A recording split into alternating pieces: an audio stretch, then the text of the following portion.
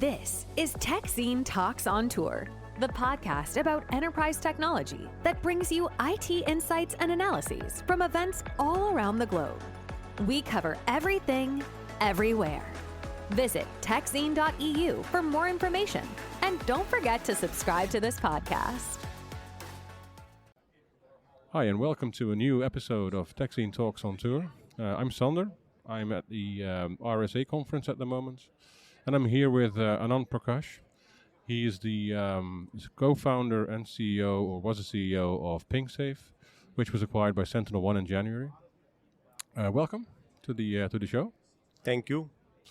So we're going to talk about what you did in the past, being a white hat hacker, and how that made you into a successful kind of CEO, and also now part of SentinelOne, and what it means for cloud security in general to take a little bit of a different approach to cloud security, right?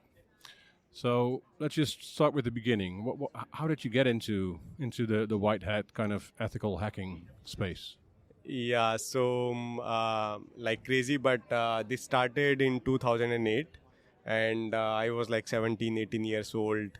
Saw someone posting about how to hack Orkut account, and I was like, I should also try doing it, right? Yeah. And it was a simple trick called phishing. I followed up 10 steps and sent the link to one of my friend, and they entered their username and password. So that was that easy to go? Yeah, to it was that easy. Like basically a script kiddie trying to just follow some steps. Very less technical knowledge, and I was able to do this. But the main trigger point, that's what got me interested into the field of security. Then I did my bachelor's in computer science in India. Yeah. In 2013, in my third year, I saw a tweet from a security researcher, and he posted that he got like $500 for reporting a bug in Facebook. So you thought, oh, it's an easy way to make money. Yeah. Easy way to make money. And so I was like, I should also try it. I had some loans to pay off and stuff, so I was like, I should try it. And I tried for like a couple of months, 3-4 months, and then I ended up figuring out a bug in Facebook. Do you think it's as easy as it used to be now to do this, to start doing this? Because obviously we're now 17 years on since you started. Yeah. The world has changed. Yes. Is it still that easy to start with ethical hacking or with white hat kind of? Yeah, I think starting in ethical hacking is easy, but finding such kind of bugs is like really sophisticated now. Like earlier, the hackers, they used to find a single bug, exploit the company, get the data out of the system. But now, like attackers, they chain vulnerabilities. Like they find a low severity bug, then another medium severity bug, then a high severity bug, and maybe club all three of them to create a very high impact bug. And that's how they hack. So over the period of time, the modus operandi, the way attackers used to attack, that has changed significantly. Yeah. And companies have also matured. Technology has also changed. So when I started, it was like all PHP. I was a PHP developer. Yeah. But now you would find... So it's also harder now to find these bugs and to find these things.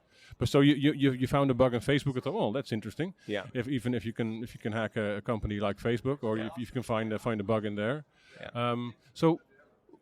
And you did this as sort of a hobby, or was it? Yeah, mostly like I started doing this for paying off loan because I had some loans to pay. Yeah. And then it turned into a hobby. And then like one day I was sitting and realized that indirectly I am helping secure billions of user data which is out there. For example, some of my findings were like hacking into any Uber account in the world, compromising any Facebook account out there, tweeting from any Twitter account. So these are like very high impactful bug. Imagine I'm able to see your location live. Right? Yeah. Where are you going? Yeah. If I am able to use your accounts, if I am able to see your private messages, right? Then it creates a problem for billions of users which are using these applications. Yeah. So I thought that this is impactful and I should continue doing this. Yeah, but because nowadays a lot of ethical hackers I speak, at least I talk to, they do that next to sort of normal regular job, right? So they have a job at, I don't know, the National Railway, and they also do some ethical hacking, and that's all. And the employer knows about it and is fine with it. Yeah. So it has a little bit of a hobby vibe. Yeah. Ethical hacking. Yeah. Is that correct? Yeah, that's correct. Yeah, that's correct. And sometimes it's like high-paying job too. So that's another thing. So people prefer, and also like it helps you to sharp your skills, because you get to see like many different type of applications, rather than you see the same one while you are working at a single company. Yeah. So it helps you keep up to date. Yeah. So that's the core. But there are very few full-time ethical hackers in the sense, because most of them have another job. I think, right? Yeah, most of them. I know some of them who are like completely doing ethical hacking, but mostly they have a job. So what started the PingSafe fire, so to speak? Yeah. So this was in, I think, in 2019, 20. When I saw that most of these bigger companies where I was founding bugs on, they were using cloud. And all these companies, they were using like so-called compliance cloud security products, like mostly solving for PCI DSS, CIS, benchmark. They basically had a compliance dashboard and trying to figure out issues. Yeah. And the other thing was, apart from this, they had another dashboard where like they would see like thousands of issues. It was too much noisy. And on the other hand, I did not had any access to these companies while I was finding issues in their infra, right? Mm-hmm. And what I realized was that I was able to easily compromise them, like super easy. Yeah. One day I would find an AWS access key of that company on a public repo. Another day it's more like I find another subdomain takeover on that company, which I could use to deface the domain, right? Yeah. And other 0 days which were like we were actually able to exploit and of course report ethically to the company. So while doing this for over the period of 2-3 years, during that time, I was like, no other tool, no other product is able to solve it. So I saw a clear gap where like attackers or ethical hackers were finding different kind of cloud security issues, but the current tools, what I call like traditional tools, were surfacing different kind of cloud security issues. Okay, because we're talking about 10 years ago now, something like that, or 12 years ago. When was that? No, this was in 2019. 2019. So that's even, and because there were a lot of cloud security kind of solutions out there already, but they did the wrong things from your perspective. Yes. So what did they focus on then instead of? Yeah, they focus mostly on compliance. Compliance and surfacing vulnerabilities which are not really exploitable. Yeah. So I and my co-founder and my team, we thought that we should build out something which finds like real exploitable issues in your cloud environment. Yeah. Like these are the 10 issues which can get you hacked. So you took a white hat hacker approach, ethical hacking approach to cloud security. Yeah. Was there really no other company that did that in 2019? No. As of today, also you won't find any. It's quite weird, right? Yeah, it's weird. It's weird. Why is that? Do you think? Do you have an explanation for that? So maybe CISOs were at that point in time were only focusing on compliance issues, and maybe cloud was new and probably also the easiest way to make money. The easiest way to maybe. I think so. Yeah. I mean, that those are not your words, but those are my words. And I think also for CISOs, it's the easiest way to keep their jobs, because that's what they need to be compliant with all this stuff. Otherwise, they will not be. They won't be able to keep their job. Yeah. And sometimes it's true also, right? You have to be compliant if you are a bigger company. Sure. Yeah. But ideally, you're compliant and go beyond that as well, right? And be even more secure. And the other product was lacking completely. So that's what we realized. Yeah.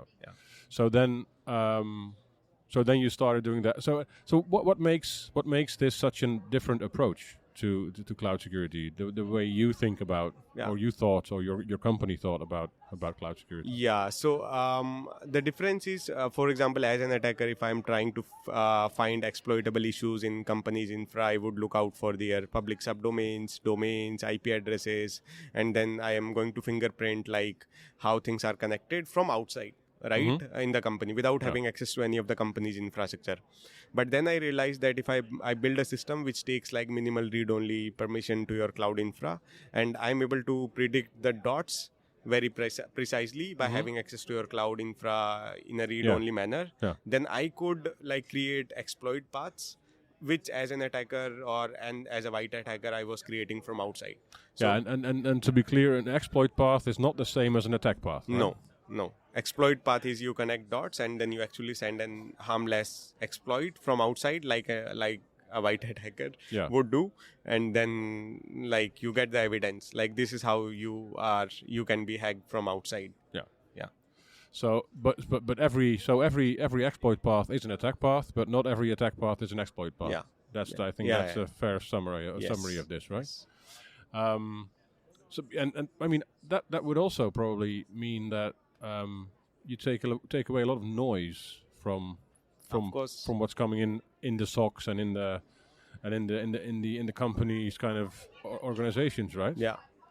It helps you. So I was a security engineer in one of the largest e-commerce company in India, very early engineer, now like valued around 60 billion.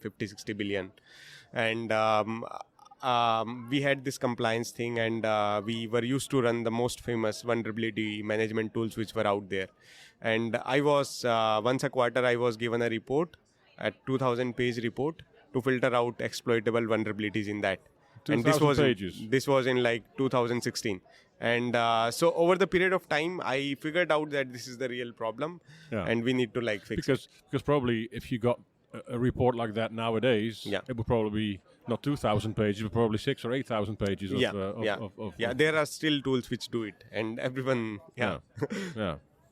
So then, exploit paths. How does that? I'm trying to get to how mature is that, right? So how does it work in an organization? So you have to trust, obviously, that what you find is actually real and nothing else, right? Yeah. So these are the exploit paths that you use. What was the feedback from the market when you first introduced that to them? Yeah, like very initially, when I want to be honest here, so we went to CISOs and we were like, we are going to send harmless payload to your environment to figure out stuff, like way early on, like 2019-20. They were like, this was very initial. Even the company was not even formed. They were like, no, it can cause issues, and right, we want to do. You are not trusted. We want to do manually on our own, right? And we are okay filtering out 1,000-page report and stuff. Yeah. But when we put it on the POC, right? When we built it, like CISOs were amazed to see the results. We were able to cut a lot on their bug bounty costs, which they were paying out there. So much risk, which they were like manually like cutting. So how did you determine when something was an exploit path rather than just an attack path? Because that must be something that you got asked quite often as well, right? How do you know this is an exploit path, and how severe is this? Was there also sort of immediately some sort of a weighting or so a risk-based kind of approach to this? Yeah, there is indeed a rating. So this is made possible by what we call our offensive security engine on the back end, which is a way of like safely sending exploits, right? And then we assign ratings to them based on the type of information that can be leaked from a specific exploit, and the severities can be like low, medium, high, critical. If we are able to figure out that we are able to remotely execute code on a machine from outside, we mark it as like critical. If we are only able to disclose minimal information by sending that exploit, then we say that it's a low priority. It's not a P0 priority for the company. And in fact, like we had customers who were using these traditional tools which are out there, and we like ended up figuring out a lot many juicy stuff during the POC phase itself. So basically, I think if I remember correctly, you call this the offensive engine, right? Yeah. That you use. Yeah. Is that applicable to only cloud security, to CNAP, or is it also applicable to other areas of security? Can you see this being expanded more into other areas as well? It can be expanded to on-prem machines as well. The only thing is you need to like have some way to whitelist the offensive security engine so that it's able to scan things effectively. But it's like fully it's like much more better when it's on cloud because it was built for cloud. But definitely it can be even better for on-prem machines. Yeah, because I mean I think that's a very important point you mentioned, because at the end of the day, a lot of companies' estates are hybrid, right? So they're not only, you need to be able to see the exploit path going in there or from there as well. Yeah. So, but for now, it's only between quotation marks. It's already a big achievement, but it's only in the cloud environment, right? Yeah, in the cloud environment. Plus, we have exploits on-prem as well. But the company needs to they needs to whitelist our scanners. So that's what we need. Yeah. And how do you see the cloud security market in general? Just out of curiosity, is it because it can be quite confusing. For example, if you're only looking at CNAPs, for example, not every CNAP is the same CNAP. No, everybody has their own definition. Yeah, but it's just sort of a buzzword, so people thought, we have it too. Yeah, how do you make sense of that world as a customer or as an organization? Yeah, so I would put it in. So I was chatting with a CISO like couple of months back. And I was asking him like, why do you evaluate CNAP? So the problem was like CNAP has like multiple capabilities built in, like ASPM, Kubernetes security, Docker image scanning, IAC, secret scanning, CSPM, CWPP, the agentless stuff, right? A lot of acronyms. Yeah, and a lot of acronyms are there. Yeah. And the CISO was like, I bought this product only for like my compliance reasons. Way early on, and but I had to buy the full product. Yeah, because there was no other way. So he was like, I ended up buying the full product, and during the evaluation, he was more like, every vendor is coming in giving me the same pitch, right? But some of them are doing half-baked, not in depth, right? And I'm not sure like what value I would get out of that particular product. So he was like, I'm only looking to solve for compliance right now, and maybe I would focus on other things because this is like mandated by something, right? Yeah. So I feel like it's confusing, and of course it's confusing for sure. And the real product, it should have ideally the exploitability. That's what I like thought when we built this company, right? Because that's how you really help the teams which are out there who are struggling to triage these issues and prioritize these issues, and something which could also like prevent things at runtime. Yeah. So it's not like you can't go live without runtime. So runtime has to be there. I think that's an interesting point as well, because you mentioning prevention.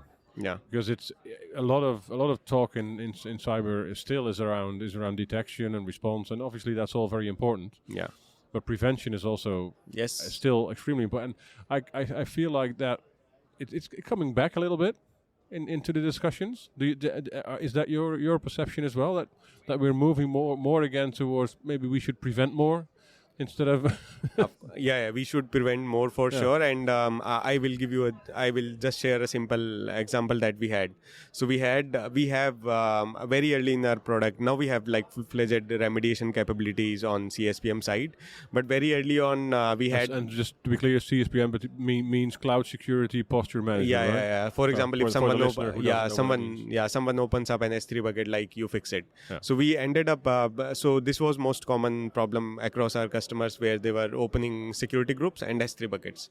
This was the most common, famous all the time. So what we did is we ended up adding a remediate button in our platform, where like the remediation can be auto-triggered when a finding is there, or you can come to the dashboard and click remediation button. And to our surprise, most of our customers, they started using it very actively. It's more like in auto mode. Oh, really? Yeah. So because only two plugins. This was way earlier. Yeah, okay, but because those are very confined, right? Very confined. Very well defined. This is what it Yes. does, and so and then actually they want to use the automation. inside. So they basically used those two functionalities in the very beginning, and what we saw is customers were really happy about it because someone in the DevOps team or development team was opening up something, and we were able to fix it like immediately within a second, right? Okay. So that was like super cool, and they really liked it. Yeah, but do they still like it when you do it at a larger scale? So these were just a couple of plugins, right? Which are very well defined, as we mentioned earlier. But when you have a complete platform or a complete CNAP kind of environment that does lots of auto triggering stuff, that gets more opaque, right? It's not as transparent anymore. Do you see things moving in the right direction there as well? Yes, we see that, and it depends on company to company, like what all remediations they want to configure, and but like companies are very open about auto prevention in like workload security as of today, like super comfortable. But on the CSPM side, some of them are honestly still scared for low and medium ones, but I don't think like everyone would hesitate fixing like security groups or S3 buckets like very automated because the problem is if you don't fix it, the same IP address is going to be on Shodan maybe after 24 hours. Right? So that opens you to everyone, and if it's not in Shodan, like attackers, they would write scripts and they would get it within like few hours. So and then just finally, just to round it off, going back to your beginnings as an ethical hacker, or maybe somebody just wanted to make a buck, and compare it to now. Do you see? I mean, we talked about the landscape has changed. It's harder to start now. But do you see that the market in general has learned from ethical hacking itself, so that all the easy mistakes are out of the infrastructure now? Yeah. Or do you still see some very, very, very amateur mistakes in cloud security? So I think this depends on the geography. So we have like some geography where like cloud security is more mature. We have some geographies where like cloud is still getting adopted, and they would always do the same mistakes, right? And we have some geographies which are up to some extent mature, but not that great. So I think it depends on the geography. That's what I learned practically by traveling and meeting CISOs and security teams, all because you can't really get exposure if you don't have cloud. If you are moving to cloud, you would end up doing same mistake. There is going to be a learning curve, and you end up fixing it. So and the big tech players themselves. You mean you mentioned you found a bug in Facebook in 2009. They are well aware. They are well aware. But there's probably still bugs. Yeah, of course. Every technology has bugs. Whenever you develop something, you're also going to introduce bugs. But they probably they could even be the same ones. Yeah, they couldn't be the same ones. Yeah. So and then finally, because we're out of time almost, I think. What do you see in the near future for cloud security? What is it that you would like to be able to do from a cloud security standpoint that you can't do yet, but you really want to? Yeah, I think the first one would be like innovate more and more on attacker-powered cloud security, and I think second would be the prevent mode. Yeah, prevent things at runtime, prevent things when something happens, rather than like fixing things manually after like a day or two. When you are compromised. So this is how the first one is going to remove the noise completely. Yeah, for sure. Right, and the second one combined with AI, of course. It can't. Well, you also depend to a certain extent on what's happening in the market. Of course. More broadly, right? So AI has an impact, but also other developments in cloud development or whatever can also impact what you need to do, right? To fix. But and those two things that you mentioned, they're also realistic. So it's just a matter of grind, and you will get there. Yeah. Okay. Those are realistic. So there's enough in the works. Yeah. Okay. All right. Well, I'd like to thank you for being on the show. And I look forward to catching up again. Yeah, thank you so much for having me here, and it was great.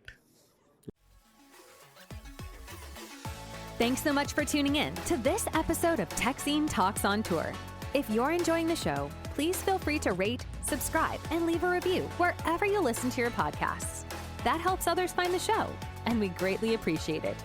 If you'd like more information, please feel free to visit techzine.eu, where we cover everything, everywhere. Thanks again for listening, and we hope you'll join us again on the next episode of Techzine Talks on Tour.